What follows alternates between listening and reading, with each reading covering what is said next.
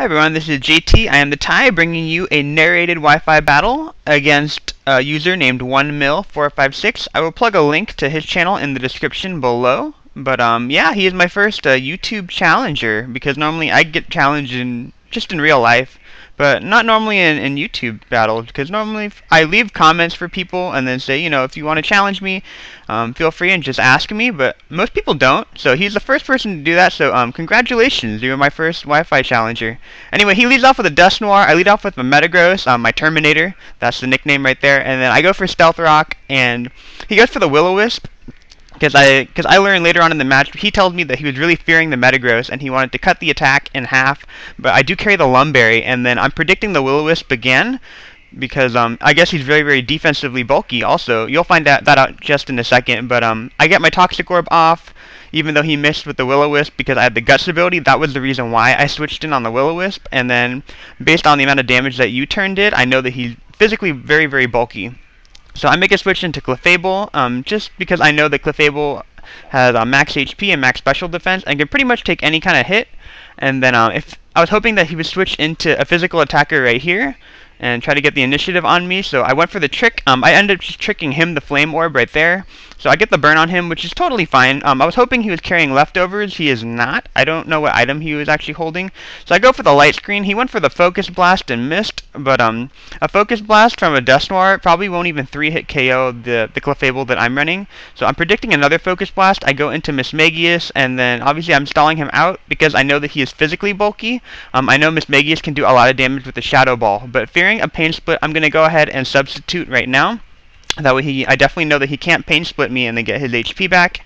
And then from half health, I am almost 100% positive that I can take him out with a Shadow Ball. So I'm going to go ahead and just do that right now with Mismagius, because this is a max special attack sub-combining Mismagius. So I go ahead, I just go for the Shadow Ball, and that should take out the Dust Noir, known as It. So that was a really, really bulky Pokemon. I think he should probably run Pain Split or Substitute or a Focus Punch on that. I think those would be very good sets other than Focus Blast. I don't think Focus Blast is a very good move in general on a Dust Noir. But I'm fearing the Bullet Punch when Scizor comes in, so I go into Infernape. Actually, I'm fearing Scizor in general because Infernape is my only check on this team to Scizor. So I go for the Overheat right here, hoping to just KO it outright. He makes a great, great, great switch. He goes into Heatran, and then he gets the Flash Fire boost, because that is the ability of Heatran. So now I'm really, really fearing the Fire Blast. I know the Clefable can take a Fire Blast, even with the Flash Fire boost, because he has such epic special defense. But he goes for the Earth Power instead, and then I realize that I'm really, really fearing Choice Scarf Heatran on this team too, because I basically have a Swellow, and I have Sceptile, and I have a lot of Pokemon that are really, really weak to the tandem of Scizor and Heatran. Most noticeably a Choice Scarf Heatran that would run all over my team, because basically it would be able to outspeed my Infernape and then kill it off with an Earth Power. So I wish pass over to Infernape because I know that that Scizor definitely cannot take me out. And then here's where the mind game begins. He was probably predicting me to go for a close combat, predicting the switch back into Heatran, but I just went for the Overheat, which was a great play for me, because now that Scizor's gone, basically this Scizor checked both my Sceptile and my Swellow on my team. So it was really, really critical that I got that Scizor out of the way. And then I'm still fearing at this point that this Heatran is Choice Scarf, meaning that it could kill me with Earth Power before I could attack it. So I make a switch back into Sailor Moon, just to take the special attack. He goes for another Earth Power, and that Earth Power is going to do pretty laughable damage because I have such epic special defense. And then he goes for an Iron Head, which tells me that he is not choice itemed. So he's not running the Choice Scarf, which means that the Infernape has nothing to fear at this point. So basically, I know that I can just go ahead and Wish Pass back over to Infernape, because Iron Head did a lot more damage than the Earth Power did. I am not fearing the Earth Power coming from the Heatran, so that's why I switched back in there. I get the Wish up, and then yeah, at this point I know I outspeed him, and I go ahead and I take him out with the close combat. The Heatran was a really good check on both my Sceptile and my Swellow also, so yeah, so this team had a couple of problems, but Infernape basically got rid of both of the Pokemon that were going to give the rest of my team a lot of hurt. So he switches into Aerodactyl now, and then I'm predicting him to go for an Earthquake, so I'm going to go ahead and switch out into Mismagius, because I have the Levitate ability, and that way I can basically get a free switch. But basically, Miss Maggie is just meant as fodder because I know the Aerodactyl can outspeed her no matter what. But he makes a great play and just goes for the Aqua Tail, obviously, because that would be super effective on the Infernape.